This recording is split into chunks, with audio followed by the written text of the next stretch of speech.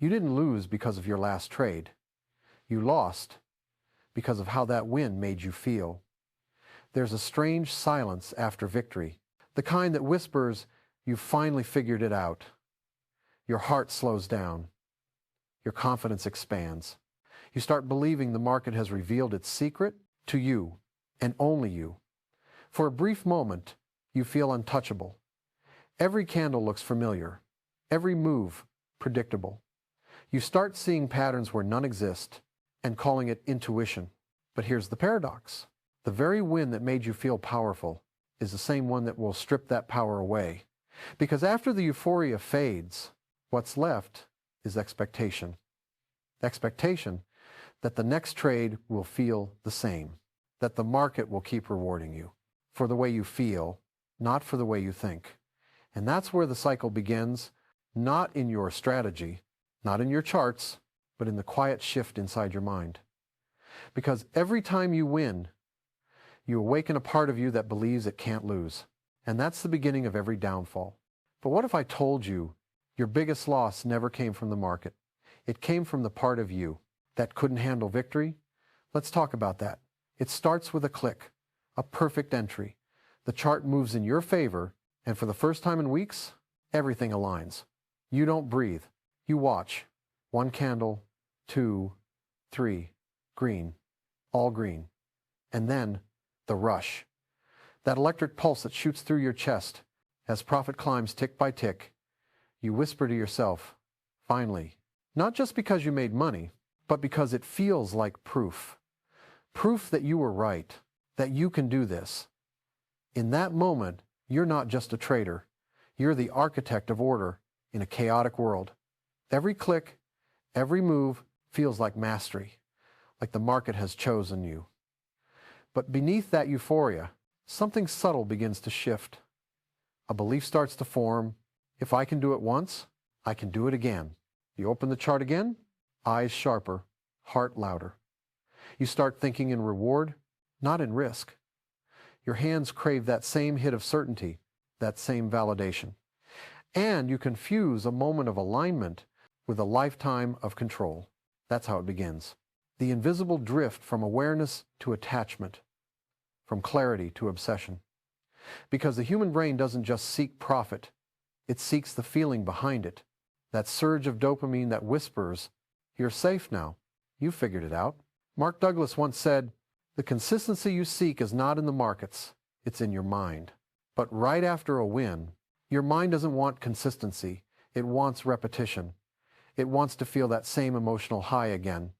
And the market, it knows that. Because it's not reacting to your strategy, it's mirroring your state. So while you celebrate the victory, your subconscious is already scripting the fall, blinded by confidence, hooked on certainty. That's the anatomy of a win.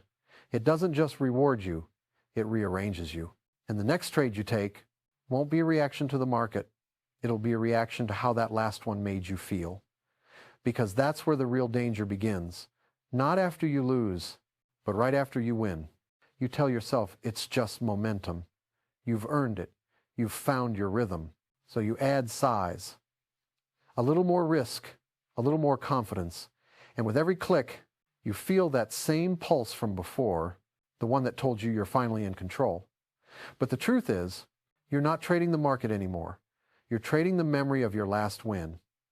Your hands move faster, your breathing shallower. You stare at the screen longer, not because the setup demands it, but because your ego does. What started as focus is now fixation. The line between skill and impulse is gone. The chart pulls back slightly, your profit shrinks. And suddenly that calm, that quiet confidence, it fractures. You double down. Because the mind, once drunk on reward, doesn't step back to observe. It lunges forward to reclaim, to prove it still has power. Mark Douglas called it the illusion of control. The belief that if you just push harder, an unpredictable market will bend to your will. But the market doesn't bend, it reflects. Every flicker of greed, every spark of fear, every ounce of overconfidence is mirrored back at you in real time. And suddenly, the win that once made you feel unstoppable has turned you into something else entirely, a performer seeking applause from the screen. You start breaking your rules. You widen your stops, convince yourself it's just volatility. You ignore the voice that once guided your discipline and listen instead to the echo of yesterday's victory. But victory has a short memory. It gives you confidence, then takes it away. The moment you expect it to stay, that's when chaos enters, quietly, like static in your thoughts. You start bargaining with the chart. If it just comes back a little, I'll exit. But it doesn't. And deep down, you know why. Because this isn't about the trade anymore. It's about identity. Winning didn't just boost your confidence. It attached your worth to the outcome. Every tick against you now feels personal. Every red candle feels like rejection. And your mind, desperate to feel that same rush again, starts making decisions your logic would never approve. You call it intuition. You call it experience. But it's neither. It's emotional residue. The leftover energy from your last high, disguised as conviction. And here's the cruel part. It doesn't matter how many times you've read the books, how many strategies you've tested, how many quotes you remember from Mark Douglas. When emotion takes the wheel, knowledge becomes background noise. Because no one loses discipline in a moment. They lose it in small permissions. One click, one exception, one whisper of just this once. And that's how chaos hides. Not in the chart, but in the spaces between your decisions. The professionals lose too. But they lose cleanly, without attachment. Because to them, a loss is information. To you, a loss is identity. The difference isn't strategy. It's psychology. It's the way you interpret what happens, not what happens itself. And that's why most traders spiral after their biggest win, not because they forgot how to trade, but because they forgot how to see. The market never punishes you. It simply reveals you. And when you start chasing that feeling, you stop observing reality. That's when the noise grows louder than the signal. So before the next trade, before the next I know this setup, ask yourself, are you trading your edge or are you trading your emotions? Because the difference between the two is the difference between chaos and clarity. In the next moment, we'll look at what really happens. When the market stops being your opponent and starts becoming your mirror, there's a moment, right after the noise, when everything goes still, the chart freezes, the adrenaline fades, and what remains isn't the market. It's you. The realization doesn't hit like thunder. It arrives like a whisper. The market didn't betray you. It just showed you what you couldn't see. Mark Douglas said it best. The market doesn't create your attitude or state of mind. It simply acts as a mirror, reflecting what's inside back to you. And in that single line lies the truth most traders never face. The market is not your enemy. It's not a casino. It's not chaos. It's a reflection of your patience, your discipline, your fears, your need to be right. Every win you celebrate, every loss you resist, every impulse you justify, they all reveal the same thing. Who you are when you're unguarded. Think about it. When you lose, you don't just lose money, you lose the illusion of control. When you win, you don't just gain profit, you gain the illusion of mastery. Both are mirrors, just reflecting different sides of the same mind. And if you can see that, you begin to understand that trading has never been about predicting the market. It's been about perceiving yourself. Every chart is neutral. Every candle is just information. But your perception, that's the filter that colors it. Two traders can look at the same price movement. One sees fear, the other sees opportunity. The difference isn't the chart, it's their belief system. Your beliefs shape your reality in the market. They dictate what feels dangerous, what feels safe, what feels like confirmation. If your belief is built on fear, you'll always find something to fear. If it's built on confidence, you'll find possibilities where others see threats. This is why the best traders look calm. They're not emotionless. They've simply stopped fighting their own reflection. They no longer ask, what will the market do next? They ask, what will I do next if the market does anything? That shift from prediction to presence is the birth of consistency. Because consistency isn't about winning every trade. It's about responding the same way no matter what happens. When you truly see the market as a mirror, you stop needing it to validate you. You stop taking its feedback personally. A loss becomes a message, not a wound. A win becomes data, not identity. And that's when you start to trade differently, calmer, slower. You stop forcing outcomes. You start aligning with probabilities. You begin to understand that the edge isn't out there. It's in your ability to stay centered when everything around you is uncertain. Because uncertainty is not the enemy. Your resistance to it is. Once you accept that anything can happen, not as theory, but as truth, you free yourself. Not from risk, but from attachment. You can finally look at the screen without expectation, without judgment, without fear. You just see. You respond. You flow. That's what Mark Douglas called the zone. It's not a mystical state. It's simply the absence of internal conflict. When your beliefs no longer fight your reality, you become one with the movement itself. And maybe, for the first time, you stop asking for the market to reward you and start asking it to teach you. Because every loss, every hesitation, every overtrade was never punishment. It was feedback, a mirror, a reflection of what still needed awareness. The day you realize this, everything changes. You stop chasing the next high. You start observing your own mind. You no longer need to conquer the market. You just need to understand yourself within it. And when that understanding deepens, you begin to feel something you haven't felt in a long time, peace. Not the peace that comes from winning, but the peace that comes from not needing to win. Because now, you're no longer reacting to your reflection. You're learning from it. But awareness alone isn't transformation. Seeing the mirror is one thing. Changing what it shows, that's another story. In the next chapter, we'll dive into that shift, the process of reprogramming your mind, so the reflection you see finally matches the trader you want to become. When I first started trading, I thought discipline was about control. Control over emotions, control over charts, control over outcomes. But I was wrong. Discipline isn't control, it's trust. Trust in your process, trust in your preparation. Trust that doing the right thing over and over will eventually align with the right result. Mark Douglas called this the mental structure, the invisible architecture inside your mind that determines how you interpret everything you see. And if that structure is built on fear, every tick will look dangerous.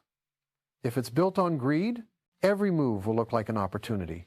But if it's built on trust, every outcome simply becomes feedback. I remember a week, years ago, when I made more money than I ever had before. It felt like everything finally clicked. Every setup worked. Every entry was perfect. For 7 days, I felt invincible. Then came the 8th. I gave it all back. Every cent. Not because the market changed, but because I did. I couldn't handle uncertainty. I needed to know. Needed to feel that same rush again. So I broke my rules, forced my trades, and in the end, lost not to the market, but to my own mind. That week taught me what every trader eventually learns. Success without awareness is just delayed failure. To reprogram the trader's mind, you have to unlearn the idea that you can ever control the market. You can't. What you can control is how you perceive, how you decide, and how you recover. You can control your response, not the result. That's the foundation of emotional mastery. Douglas called it thinking in probabilities. It's not about predicting what happens next. It's about accepting that anything can happen next and being emotionally prepared for all of it. Every trade you take is just one event in a series of infinite possibilities, each one independent from the last. Like flipping a coin, the outcome of the next flip has nothing to do with the one before it. When you truly internalize that, fear begins to fade. Because fear only exists when you believe the next trade means something about you, but it doesn't. 1 trade is data. 10 trades is probability. 100 trades is truth. That's how professionals think. They don't chase. They don't hope. They don't revenge. They observe. The professional trader isn't chasing trades. He's observing himself. He knows that the chart isn't the battlefield. His own beliefs are. So when uncertainty rises, he doesn't tighten up, he breathes. When emotion spikes, he doesn't react, he observes. When the urge to make it back appears, he doesn't follow, he accepts.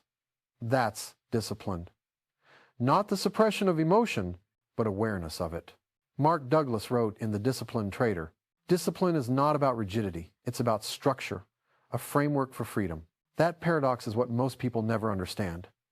The rules you follow aren't chains, they're guardrails. They give your freedom form, because freedom without structure is just chaos in disguise. When you start honoring your rules, you begin to build trust, not with the market, but with yourself. And that self-trust is what separates consistent traders from emotional ones. Most traders look for setups. Few look for alignment. Because alignment is harder, it requires stillness, humility, acceptance. To accept that risk is the price of participation, that losing doesn't mean failing, that uncertainty doesn't mean danger. The pros understand this instinctively. They accept risk emotionally before they ever enter a trade. That's why they can act decisively, because they've already made peace with whatever happens next. That's emotional detachment, not indifference, but balance. It's the difference between saying, "I need this trade to win," and "I'm okay with whatever this trade teaches me." It's the difference between forcing and flowing, between reacting and responding, between being trapped in outcomes and being present in process. The truth is, you can't eliminate fear by willpower. You dissolve it through understanding. By realizing that every emotion, even greed, even fear, is just data about your internal state. The more aware you become, the less power they hold. And that's where calmness comes in. Not as a forced meditation, but as a natural byproduct of clarity. Breathe, observe, accept, execute. Again, breathe, observe, accept, execute. This is not a mantra. It's the operating system of every professional mind. Each breath resets awareness. Each observation rewrites perception. Each acceptance clears attachment, and each execution expresses trust. When this rhythm becomes natural, you don't do discipline, you are disciplined. That's when you begin to operate in the zone. Not because the market has become easier, but because your mind has become quieter. In Trading in the Zone, Douglas said, "When you truly accept the risk, you eliminate the fear. When you eliminate the fear, you eliminate the potential for error." That's the essence of transformation. Not perfection, alignment. Alignment between thought and action, between risk and acceptance, between emotion and awareness. So now, when you sit in front of the screen, you no longer ask, "What if this trade loses?" You ask, "Am I aligned with my plan?" And if the answer is yes, you act. Not because you're certain, but because you're clear. That's the evolution. From chaos to clarity, from reaction to response, from outcome to alignment. Because once you stop trading for outcome, you start trading for alignment. And that's when trading stops being a chase and becomes a practice. In the next chapter, we'll enter that practice, the inner space where clarity turns into flow and the market no longer challenges you, it synchronizes with you. There comes a point when the charts stop looking like charts. The candles blur into rhythm and the noise becomes silence. You're still watching, but you're no longer waiting. Still analyzing, but not anticipating. Because something inside you has shifted. You're not in the market anymore. You're with it. No fear, no rush, no hope, no resistance, just presence. Mark Douglas called this the zone. Not a mystical trance, but the natural consequence of a mind in harmony with uncertainty. Consistency, he said, is not in the market, it's in your mind. When you're in the zone, you no longer force outcomes, you respond to them. Each tick, each candle is just information, and information can't hurt you because you've stopped expecting the market to make you feel safe or proud or right. You've stopped asking it to heal the part of you that once needed to prove something. You realize the market has never been against you. It has only ever been a mirror showing you how much of yourself you've refused to see. And for the first time, you look into that mirror without judgment. You see your fear and accept it. You see your greed and smile at it. You see your doubt and let it pass. Because now you understand. You're not trading the market anymore. You're trading your own reflection. You breathe differently here. Not in panic, but in rhythm. Not to control, but to connect. Each breath anchors you deeper into this state of awareness, where thought slows down and perception expands. You start seeing things that were always there. Micro shifts in structure, subtle changes in flow, but more importantly, you start seeing yourself in every decision you make. This is what true mastery feels like. Not euphoria, but equanimity. Not the thrill of winning, but the quiet knowing that you don't need to win to be at peace. Every professional trader knows this feeling. They don't chase it, they arrive at it. Through repetition, through trust, through surrender. The zone isn't something you enter, it's something that emerges when all resistance dissolves. When fear has nothing left to protect and greed has nothing left to demand. When your only focus is the next breath, the next tick, the next decision, without story, without past, without future. This is where trading becomes meditation, where every execution is an act of presence, where the boundary between you and the market ceases to exist. You don't fight the wave, you move with it. You don't conquer uncertainty, you dance with it. And in that dance, you rediscover something sacred. Peace within volatility, stillness within motion.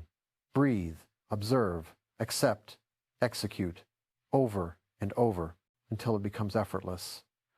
That's what the zone really is. Effortless awareness. And maybe, for the first time, winning no longer excites you, it centers you.